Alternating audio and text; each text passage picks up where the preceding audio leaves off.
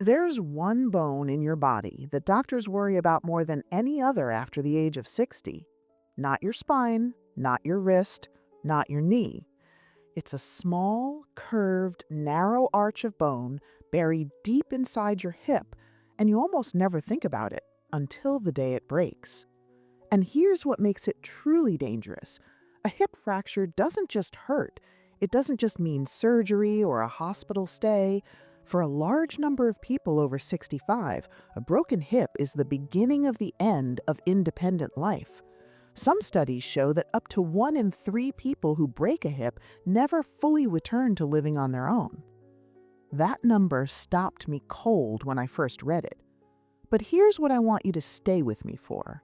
Because there is something you can do about this, something you probably haven't heard before, something you can start doing today, right now, sitting in the same chair you're in. No standing required, no equipment, and no risk of falling. Let me paint the picture of what we're actually talking about. Your thigh bone, the femur, is the longest, strongest bone in your body. It runs from your knee all the way up to your hip socket.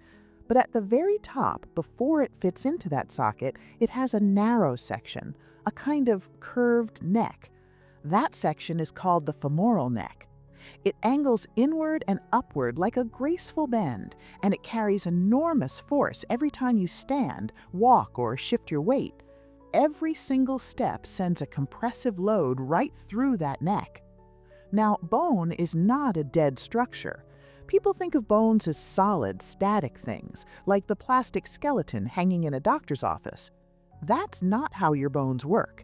Your bones are alive. They are constantly being broken down and rebuilt by specialized cells. Old bone tissue gets cleared away, new bone gets deposited in its place. When you're young, this process stays in balance, but after your mid-30s and especially after 60, the balance starts to tip. Breakdown begins to outpace buildup, and when that happens in the femoral neck, in that curved, load-bearing bridge of bone, what you're left with is something that looks more like a thin, fragile shell than a structural column. That's osteoporosis in its most dangerous form, and most people don't know they have it until something breaks. Now, here's where the story gets interesting, and this is the part that most people completely miss. We talk about bone density like it's purely a nutritional problem. Take more calcium, get more vitamin D, eat your dairy. And yes, those things matter, but there is another factor that is just as powerful and far more within your immediate control: mechanical load. Your bones don't just respond to the minerals in your blood, they respond to physical pressure. They respond to being pushed and pulled by the muscles attached to them. There's a process in your bone cells triggered by mechanical stress, by the simple act of your muscles contracting against resistance. When your muscles pull on bone, that signal travels into the bone tissue and activates the cells responsible for laying down new, dense material. Think of it as a conversation. Your muscle says to your bone, "I'm working. I need you to be strong enough to hold me." And your bone listens. But what happens when you stop having that conversation? When you sit for hours each day, when movement slows down, when muscle activity drops? Your bone stops receiving that signal. And without the signal, the rebuilding process slows. The bone gets thinner. That femoral neck gets more fragile. The brilliant and somewhat sobering truth is this: your skeleton only stays strong when you give it a reason to stay strong. Now, here's where the solution comes in, and it's far simpler than you might expect. Most people associate bone-building exercise with impact: jogging, jumping, high-intensity training. And yes, those activities work extremely well, but they also carry risk. For someone with compromised bone density, a fall during exercise is the last thing we want to risk. So what else works? Isometric exercise. Isometric means no movement. You contract a muscle against a fixed, immovable object and hold it. The muscle fires, tension travels through the tissue, and that mechanical signal reaches the bone. The bone registers the load. The conversation happens. without a single step, without any risk of imbalance.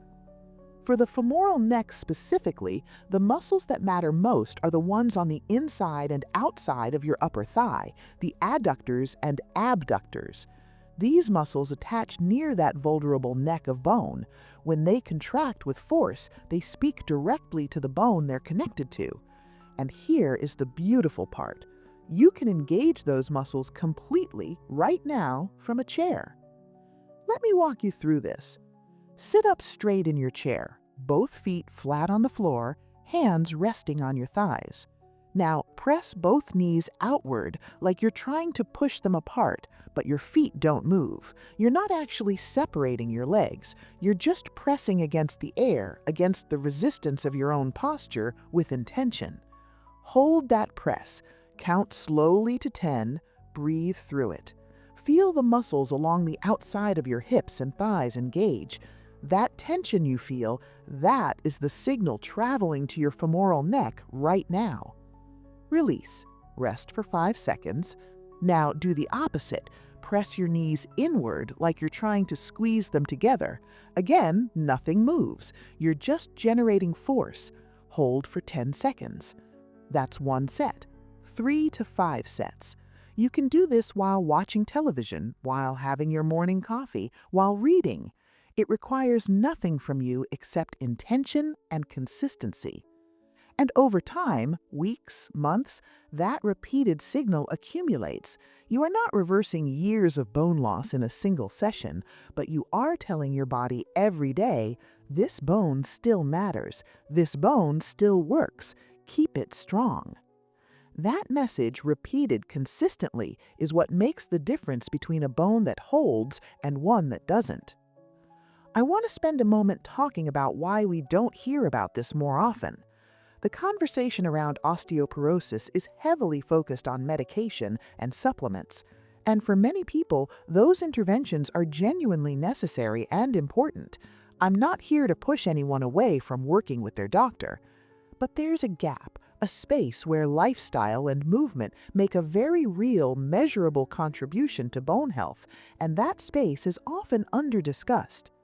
Studies on elderly populations who engage in regular resistance-based muscle activation show measurable improvements in bone mineral density even in patients already diagnosed with osteoporosis.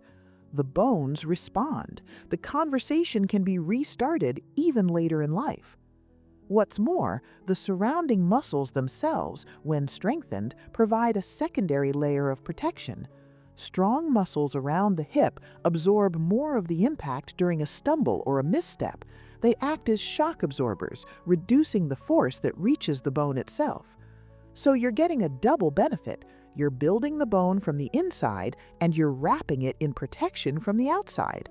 That's not a minor thing. That's a meaningful daily investment in your body. I want to be real with you for a moment. A lot of people come to content like this because somewhere in the back of their mind, they're already scared. Maybe they watched a parent or a sibling go through a hip fracture. Maybe they've already had a fall and it shook their confidence. Maybe a doctor said low bone density and it's been sitting in the back of their mind ever since. I understand that fear. It's not an irrational fear. But I want to offer something alongside it. The body is not finished with you. The science on this is consistent and genuinely hopeful. Your bones, your muscles, your biology, they are still listening. They still respond to the signals you send them. Every day you do nothing is a missed conversation, but every day you do something, even something as small as 10 seconds of pressing your knees outward in a chair, you are sending a signal that says, I'm still here. Keep building. That choice belongs to you. If this gave you something new to think about, please give this video a like. It genuinely helps more people find this information who need it. And subscribe if you haven't already, because we go deep on exactly these kinds of questions. How your body actually works after 60, what the science really says, and what you can do about it today. Leave me a comment. I read them all. Have you or someone you love ever dealt with a hip fracture or bone loss? What changed after that? Let's talk about it below.